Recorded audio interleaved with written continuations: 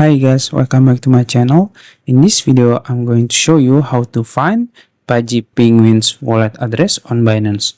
So PENGU Penguins or Pengu is hype right now, so I will show you how to find the wallet address, and then you can transfer your Pengu from your other exchange or wallet to Binance account.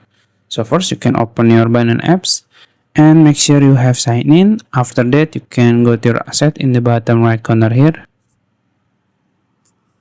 and then in this page, as you can see, there is add funds. You can click it, and then you can choose on-chain deposit,